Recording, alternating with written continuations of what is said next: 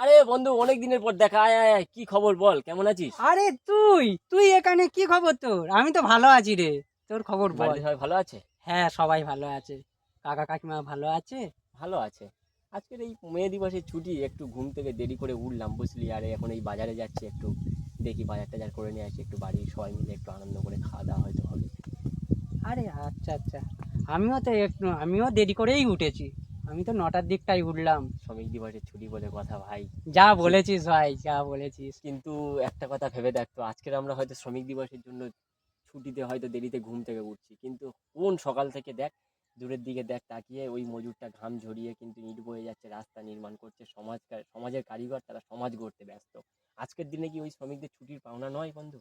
ঠিক বলেছিস, সকাল থেকে কি অবস্থা। আজকের পয়লা মের দিনে আমরা ছুটি কাটাচ্ছি আর ওরা সকাল থেকে কাজ প্রকৃত করছে। শ্রমিক যারা, তাদের কোনো ছুটি নেই, তাদের কোনো মানে বিরাম নেই, তারা কিন্তু খেটেই চলেছে, অথচ সেই শ্রমিকদের কোনো দাম নেই, তাদের কোনো ন্যায্য মূল্য নেই সেই আমাদের সমাজে। ঠিক বলেছিস। ওরা তো সমাজ গড়ছে, কিন্তু ওদের কি ন্যায্য মূল্য পাচ্ছে?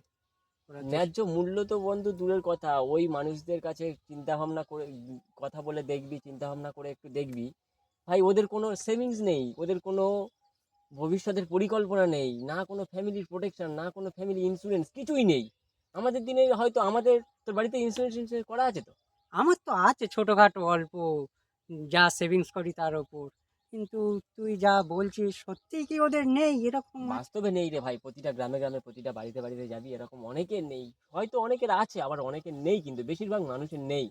সেই জন্য আমি ভাবছিলাম, এই মজুরদের জন্য, মজুরদের পারিশ্রমিক যে পাচ্ছে না, এবং আমরা যেই সেভিংস করছি অল্প, হয়তো ইনকাম যেমন আছে তেমন সেভিংস করছি, কিন্তু ওই সব মানুষদেরও অল্প অল্প করে সেভিংস করা দরকার আছে, হয়তো যতটুকু ইনকাম করে তার মধ্যে থেকে।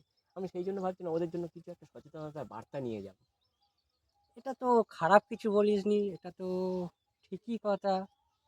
চল তাহলে আজ থেকে একটু চিন্তা ভাবনা যদি করা যায় তাহলে সমাজটা তো একটু পাল্টানো যেতে পারে। একদম ঠিক কথা বলেছিস ভাই। চল আজকের থেকে আমরা শুরু করি, ওদের জন্য, ওদের অধিকার নিয়ে কথা বলি, ওদের সমস্যা নিয়ে দেখি, ওদের গ্রামে গ্রামে যাই, ওদের বাড়িতে বাড়িতে যাই, ওদের জন্য ফ্যামিলি ইন্স্যুরেন্সের সচেতনতা দিই, সব কিছু করি আজকের থেকে। চল চল ভাই। বন্ধু, চল।